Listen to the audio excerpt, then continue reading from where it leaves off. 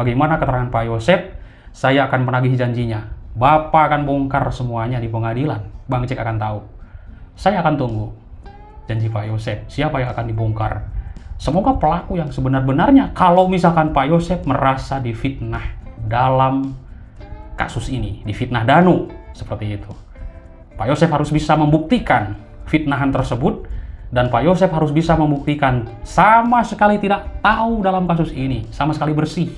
Harus bisa membuktikan seperti itu, baru kita percaya, ya kan? Saya akan tunggu janjinya Pak Yosep. Karena Pak Yosep dulu mengatakan, Bapak akan bongkar semuanya di pengadilan, akan diobrak-abrik. Bang Jack akan tahu nanti. Halo teman-teman, selamat sore dimanapun berada. Semoga teman-teman selalu sehat, banyak rezeki, panjang umur. Amin. Teman-teman, kita ikuti terus perjalanan kasus Subang yang terjadi di 18 Agustus 2021 lalu. Sudah menjadi konsumsi publik yang saya simak baik dalam dan luar negeri tentunya. Ada komentar tadi yang saya baca, terdakwa ini Yosep atau Danu? Nah ini teman-teman, kita simak nanti sidang lanjutan. Tentunya akan seru sekali, dan juga dikabarkan besok hari Senin akan ada sidang saksi. Dikabarkan adalah Waida, Ibu Lilis Wahyeti, dan juga istri dari saksi Yoris, yaitu Yanti. Yang tentunya mereka akan diminta keterangan-keterangan terkait kesaksian untuk terdakwa Yosep. Itulah kabar yang saya dapatkan. Baik teman-teman, di video kali ini saya juga ingin membahas yaitu tentang saksian Yoris, yaitu Yoris bongkar sandiwara sang papa. Ketika saya melihat, mendengar, menyimak keterangan Yoris di persidangan, waktu ditanyai oleh Pak Rohman Hidayat, sedangkan di pinggir ya, di samping kanan Pak Rohman itu adalah sang papa dari Yoris. Saya sudah sedih sekali teman-teman, antara bapak dan anak saling bermusuhan, saling membongkar aibnya masing-masing di dalam lingkaran keluarga ini. Sudah tidak terbayangkan lagi, saya sampai merinding. Orang tua musuhi anaknya, anaknya musuhi sang papa, orang tua. Coba teman-teman bisa terbayangkan bagaimana. Ini publik pun sangat-sangat mungkin ada yang menyimak, waduh, kasus Subang kok sampai segininya, seperti itu. Antara keluarga mereka saling bermusuhan, saling curigai, saling menjerumuskan. Coba bayangkan dari dulu. Terjadi di tahun 2021 sampai hari ini. Belum selesai kasus ini. Apa sih motivasi mereka? Saya mendapatkan ya informasi tentunya dari pihak kepolisian. Dugaannya adalah harta dan harta. Luar biasa. Nah, Yoris, Raja Amalullah, membongkar kebobrokan sang papa. Kadang saya tidak sanggup untuk membahasnya karena ini adalah orang tua dengan anak teman-teman. Bayangkan, Yoris Raja Amalullah adalah anak tertua dari Pak Yosep dan juga Ibu Tuti, dan juga kakak dari kedua korban ini. Yoris ini membongkar sandiwara Yosep dalam kasus pembunuhan di Subang. Yoris dan juga Pak Yosep dari dulu saling mencurigai. Dalam sebuah persidangan kasus Subang pekan lalu yang sudah kita ikuti bersama-sama, bahkan mungkin sudah mendengar rekaman-rekaman yang sudah begitu beredar di publik, sudah kita simak bagaimana pertanyaan dari Pak Rohman dan juga jawaban dari Yoris, dan bagaimana pertanyaan JPU dan juga hakim kepada Yoris ini. Bahkan Pak Rohman sempat juga bertanya di luar BAP, sampai di situ ada ribut, Yoris sampai murka karena itu tidak ada di BAP. Ditanyakan Pak Rohman Hidayat, yaitu terkait masalah pacar-pacarnya itu. Teman-teman, ini menarik luar biasa. Nah teman-teman, Yoris ini membongkar sandiwara ayahnya sejak kasus pembunuhan Ibu Tuti dan Amalia mencuat di tanggal 18 Agustus 2021 lalu. Saya sendiri dulu berkunjung ke rumah Yoris. Di situ banyak sekali bercerita. Dia ini menceritakan papanya, menceritakan Danu.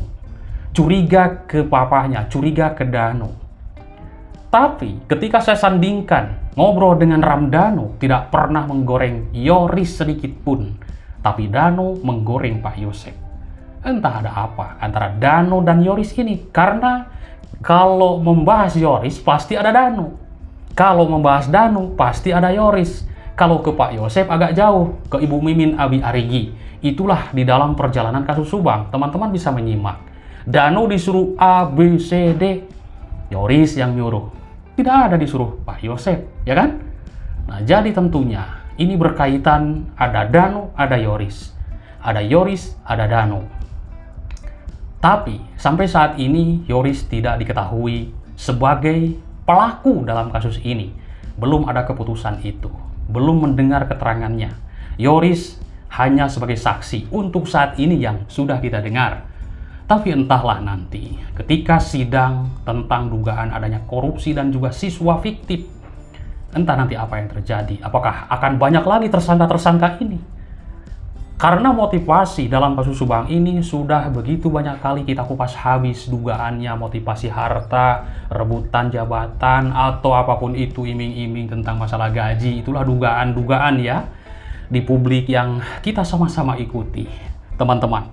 Oke, Yoris Raja Amalulah, anak tertua dari Ibu Tuti dan Pak Yosep, menyebut kecurigaannya selama ini soal perilaku ayahnya mulai terungkap. Salah satu yang dibongkar adalah sandiwara Pak Yosep di pemakaman adik dan ibunya. Ini Yoris yang berkata, saya hanya menyampaikan, sejak Tuti dan Amalia ditemukan tewas hingga acara tahlilan pun, Yoris menyebut kalau sang papa atau Pak Yosep kerap sekali bersandiwara di depan kamera. Begitulah menurut Yoris. Di depan kamera, baik di depan wartawan dan juga para YouTuber, baik Yosep disebut hanya pura-pura sedih. Begitulah menurut pernyataan Yoris. Jadi merinding teman-teman kalau membahas antara orang tua dan anak. Ini di kasus Subang nih teman-teman. Bayangkan, anak menggoreng papanya, ini kan orang tua. Orang tua mencurigai anaknya. Darah daging sendiri. Waduh, jadi kepikiran clue yang dikeluarkan AKBP Sumarni waktu itu. Dugaannya para pelaku ini adalah orang-orang yang sudah saling mengenal dengan korbannya.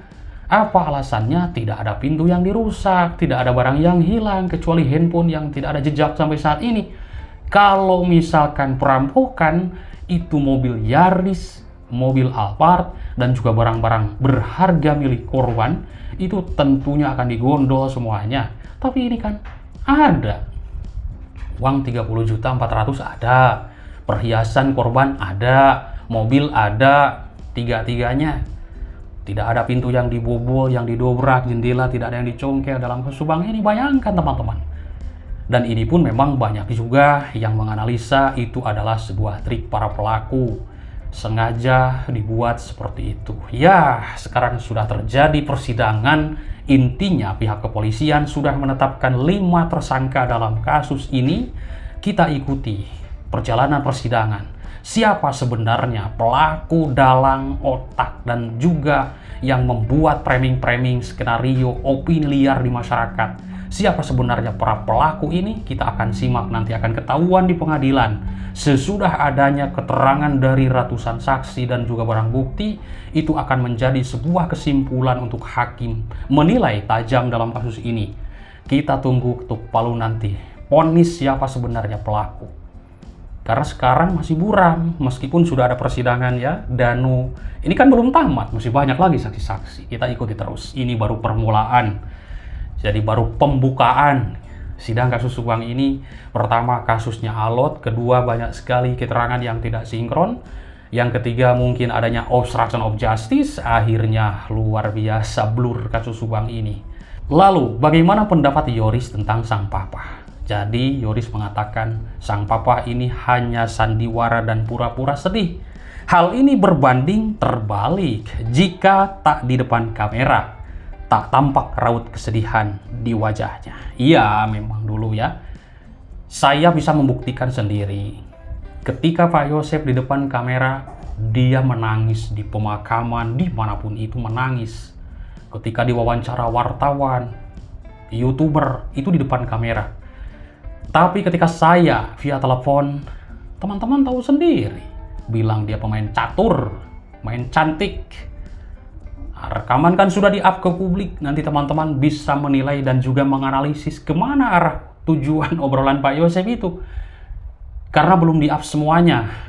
Dan meskipun di-up, mutar-mutar teman-teman. Pembicaraannya hanya seperti ini. Bapak pulang dari Ciseti, yaitu dari rumah TKP, sesudah perginya Mang Deden itu, menurut keterangan Pak Yosep ada tamu, yaitu Mang Deden, tukang ojek tersebut, pulang ke Cijengkol jam 9, tidur, dan juga kesiangan. Biasanya sholat di musola, kesiangan jadi di rumah. Paginya beli serabi. Pergilah jam 7.15 ke TKP, nyampe 7.15 TKP. Rumah sudah acak-acakan. Hanya seperti itulah, meskipun banyak sekali rekaman di saya, mutar-mutar seperti itu keterangannya. Tidak berubah, teman-teman. Tapi tidak tahu nanti di persidangan, ketika kuasa hukum Danu bertanya kepada Pak Yosep, sesuai dengan apa rekonstruksi dan juga pembacaan dakwaan, kita belum tahu ya. Nanti kita ikuti bersama bagaimana keterangan Pak Yosep. Saya akan menagih janjinya. Bapak akan bongkar semuanya di pengadilan. Bang Cek akan tahu. Saya akan tunggu janji Pak Yosep, siapa yang akan dibongkar. Semoga pelaku yang sebenar-benarnya, kalau misalkan Pak Yosep merasa difitnah dalam kasus ini, difitnah Danu, seperti itu. Pak Yosep harus bisa membuktikan fitnahan tersebut, dan Pak Yosep harus bisa membuktikan sama sekali tidak tahu dalam kasus ini, sama sekali bersih. Harus bisa membuktikan seperti itu, baru kita percaya, ya kan? Saya akan tunggu janjinya Pak Yosep. Karena Pak Yosep dulu mengatakan, Bapak akan bongkar semuanya di pengadilan, akan diobrak-abrik. Bang Jack akan tahu nanti. Siapa? Gitu kan? Oke. Baik teman-teman, terima kasih atas perhatiannya. Kita ikuti terus, semangat terus intinya. Sampai tuntas kasus ini. Ikuti terus. Terima kasih teman-teman atas perhatiannya. Salam sehat untuk semuanya. Bye-bye.